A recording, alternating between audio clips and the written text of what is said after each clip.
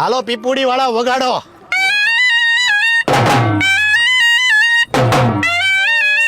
જગન્નાથપુરીથી સીધો આવ્યો છું ભાલના નેસમાં, one of the best hotel, natural જંગલ અને ઝાડોની વચ્ચે. સરસ દેશ વિદેશથી લોકો આવે છે, ખાલી ગુજરાતથી લોકો નથી આવતા. મહારાષ્ટ્ર હોય, ભારતના અલગ અલગ સ્ટેટોમાંથી અને ખાસ તો અમેરિકા, લંડન, કેનેડા એવી જગ્યાએથી લોકો અહીંયા પ્યોર ઓર્ગેનિક જમવાનું જમવા માટે આવે છે. આ આપણા સ્વાગતની તૈયારી ચાલુ થઈ ગઈ છે. જો હોટલના ઓનર ભરવાડ છે. ભરવાડ છે, કાંઈ ઘટે નહીં. જય ઠાકર, જય માતા.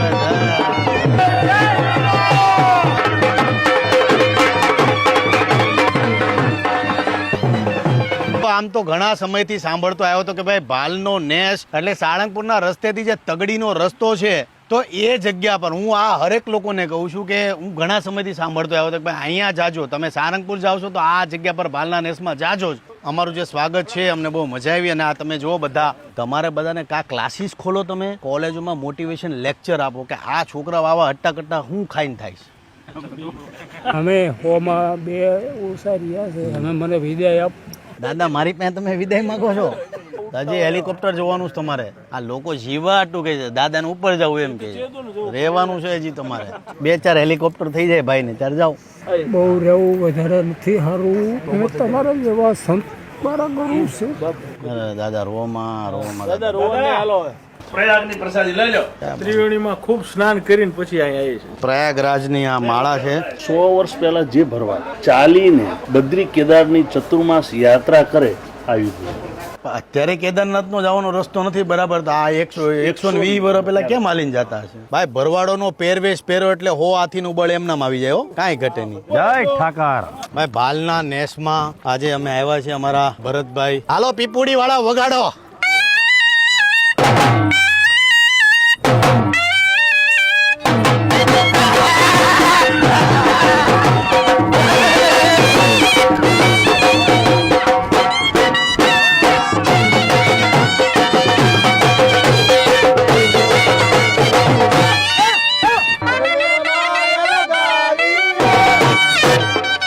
હાલો ગરમ ગરમ રોટલા મૂકો. ચોખ્ખું ઘી ખાધું ને સારું તેલ ખાધું. વાલાવ 92 વર્ષે પહોંચ્યા.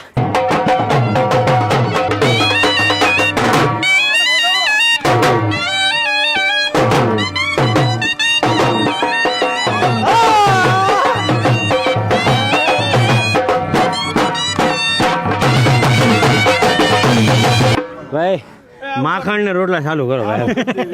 જય ઠાકર. તમે મારું ખજૂરનું શાક નો ખાધું? નહીં નાખો ભાઈ. હા યો ઓર્ડર. આવો હવે સીધા જમી લે. પણ આ ભરવાડ સમાજનું ગેટઅપ છે. આ બહુ સત્ય વાત કરું છું, રૂડું લગાડવા માટે નથી કહેતો. પણ તમે જ્યારે ભરવાડનો પોશાક પહેરો, હો હાથીનું બળ તમારામાં એમનામ આવી જાય છે. આ અખતરો કરીને જોજો જીવનમાં, અંદરથી એવું ફીલ થવા મળે કે ભાઈ આ ડ્રેસ પહેરો છે ને જો કદાચ કોઈક બાથવા આવ્યો હોય ને તો આમ જો 20-25 ને તો એમનામ પાડી નાખી. હું તો લાલાભાઈ અરે ઉપડી લો ગોબે ગોબા. આ પહેરીને જ હવે જમવાનું છે. સેવક કાજ સુધારવા હરિવર રે હજુર, ભુવન બનાવવા ભગવત ખાવન મોકલે ખજૂર. ખાવન એટલે ભગવાનનો શબ્દ છે. ભગવાનને આપણે ખજૂરભાઈ મોકલા. ભગવાન કે જાવ ન્યા તમારું કામ થઈ જશે. કે સોઠ અમારી જગ જૂની, સોરઠ અમારી જગ જૂની, વલગઢ જૂનો જો ને ગિરનાર, પણ આ તો હાવજડા જો ને હેંજલ પીએ જ રે એ ઓલા નમણા નર ને નાર.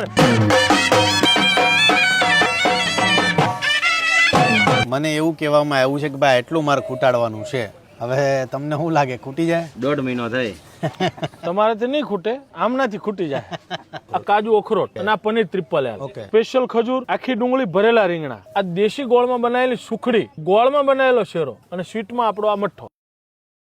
ખાસ ગોળની વાત કરી દઉં કે ગોળ હેલ્થ માટે શુગર કરતા 1000 ગણો સારો છે ગોળ. અને ગોળમાં પણ પ્રકાર આવે છે. ઘણા લોકો કેવું કરતા હોય છે, ઘરે ગોળ ઓલો જે એકદમ પીળો હોય છે, કેમિકલ વાળો ગોળ ખાતા હોય છે. એ ગોળ ખાતા નહીં, અટવાઈ જાઓ. સાચા ગોળની પહેચાન એ છે કે આવો કાળો હોવો જોઈએ. હું અમેરિકામાં ગયો તો અમેરિકામાં મોસ્ટલી લોકોના ઘરમાં એકદમ લાઇટ પીળો ગોળ હતો, એકદમ કડક ટાઈપનો. બાજરીનો રોટલો, મકાઈનો રોટલો, જુવારનો રોટલો, 5 ધાનનો રોટલો, આ આપણો ફેમસ લચ્છા પરોઠો. અને આ એક છે ને સીઝન પ્રમાણે પાલક અહીં ઉગેલું હોય તો પાલક પનીર નું ઘસેલું. લાવો મારી પતરાવાળી, એમાં બધું થોડું થોડું લઈ લઉં અને બધી વસ્તુનો પંખો ટેસ્ટ ચાલુ કરું કરો. કે ભાઈ કેવું છે આ. દૂધ ગાયનું મેળવો, મેળવણ થયા પછી એનું દહીં બને, દહીંને વલોવો, એ વલોવામાં જે માખણ નીકળે એ માખણને ચૂલા ઉપર અમુક ટેમ્પરેચર ઉપર ગરમ કરીને તાવવામાં આવે, એ જ ઘી, બાકી બધું બટર. ચાલુ કરીએ. હવે આમાં તૂટી પડવું પડશે, નકર હવે પછી છે ને આ બધી વસ્તુ ગરમ ગરમ છે ને વાતું થતી રહે ને તો પછી અમે રહી જાવ. એટલે હવે તમારી ઈચ્છા હોય તો ખાઈ લઈએ અમે ભાઈ. શું લાવો? ભાઈ તમારી ઈચ્છા હોય તો ખાઈ લઈએ અમે.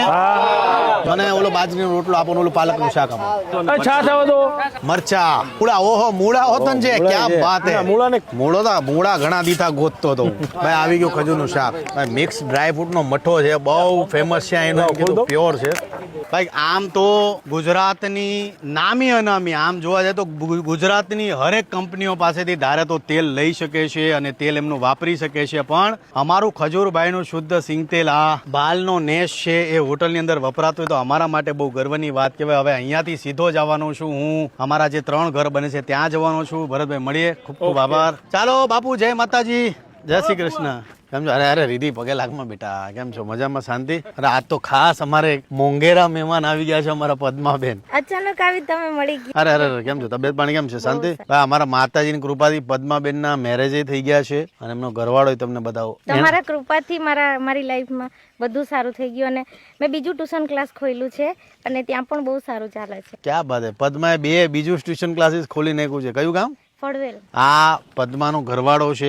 આની પહેલા હું આવ્યો હતો ને ત્યારે મેં કીધું કે ભાઈ તે પદ્મામાં એવું તો શું જોયું, કેમ કે પદ્મા હેન્ડીકેપ છે. એટલે મેં કીધું કે ભાઈ કારણ શું છે. મને કે ભાઈ પદ્માનું નેચર સારું છે, પદ્મા મહેનતી છે, એટલા માટે મારે પદ્મા સાથે મેરેજ કરો. આ મને મેરેજમાં તો બોલાયો નતો. આ મેં કીધું કે મારા હાથે તારી જિંદગી શું નીકળશે. તો મેં કીધું મેં તો અપંગ છું, તારું શું જિંદગીમાં, બસ તને ઉચકવી પડશે ને તું પોતે નિર્ભર છે, કામ કરે છે, તું થોડી મારા પર ડિપેન્ડ રહેવાની. મહેનતી કપલ છે જે ખાસ મહેનત કરે છે ને એકબીજાને સપોર્ટ કરે છે અને અન્ડરસ્ટેન્ડિંગ કપલો પણ છે અને આજે ખાસ અમને મળવા આવી છે. તમારા આશીર્વાદ આપી દો બસ. આજે તમે મળી ગયા, બહુ મોટી વાત કહેવાય. ભાઈ જગન્નાથપુરી થી સીધો અહીંયા પહોંચી ગયો છું મહેનત કરવા. આ બાજુથી ઉતરી જાઓ.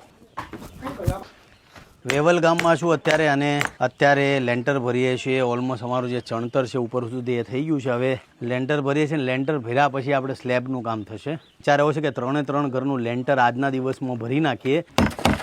ભાઈ અમે ઓલા પણ સિણધાઈ જાય છીએ તો તમે ત્યાં આવી જાઓ ને જમવા. એક ટીમ વેવલમાં છે અને હું હવે અહીંયાથી થોડું ઘણું કામ પતાવી અને જાઉં છું સિણધાઈ. લેન્ટરનું કામ થઈ જાય એટલે અમે સીધા પાછા 3 લેન્ટરનું કામ એકારે કરવાનું. એટલે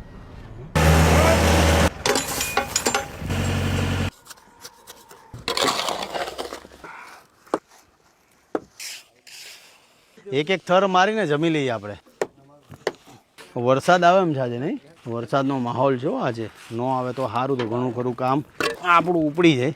એક આરે 2 ઘર આપણે બનાવીએ છીએ. એટલે આગળ જે આપણે વેવલ ગામમાં ઘર બનાવીએ છીએ એમાં લેન્ટરનું કામ આજ સાંજ સુધીમાં થઈ જશે. અને આજે પ્રયત્ન એ રહે છે કે આ 2 ઘર, પહેલું અને બીજું, અહીંયા 2 ઘર બનાવીએ છીએ. આ 2 ઘરમાં લેન્ટર થઈ જાય આજના દિવસમાં તો વધારે સારું. તો હાલો ભાઈ ટીમ, હાથ ધોઈ લો બધા. આંખમાં ધૂળ ઘરી ગઈ છે. બરાબર છે એટલે થોડી ઠોકતો હતો ને તો અંદરથી પેલી ધૂળ સીધી આંખમાં ઘૂસી ગયા આમાં. લો ભાઈ વેદા કોણ? કપિલભાઈ તમે? હું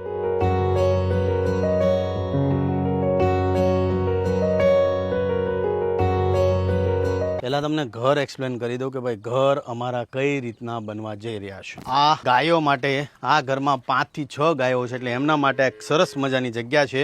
આ વાડાની અંદર ગાયો રહેશે. આ છે બાથરૂમ અને જેવા સીધા તમે આવશો, આવો, આ એક મોટો રૂમ છે. જેવા પાછા અહીંયાથી આવશું આપણે આમ એટલે એક રૂમ છે. આ ટોટલ 2 મોટા રૂમ છે ને ગાયો માટે સરસ મજાનો નાનો તબેલો બનાવ્યો છે. કાલે રાત્રે પાછો વરસાદ આવ્યો હતો. આ જગ્યા પર બેઠી છે ગાયો. ગાય અને ભેંસ આવી રીતના ગારામાં રહેવામાં મજબૂર છે. ને આપણે આ લોકો માટે તાત્કાલિક ધોરણે ઘર બનાવીએ છીએ ને એ મારા માટે હું પોતે એટલું હેપી ફીલ કરું છું કે 1-2 દિવસ, વધીને 2-3 દિવસની અંદર આ લોકોના રહેવાની સરસ વ્યવસ્થા થઈ જશે. સ્લેબ ભરાઈ જાય એટલે પછી આપણે ત્યાં જ મૂકી દઈશું. અને આપણું બીજું ઘર આ છે. આ એક નાની ઓસરી છે. અહીંયા આ રૂમ છે.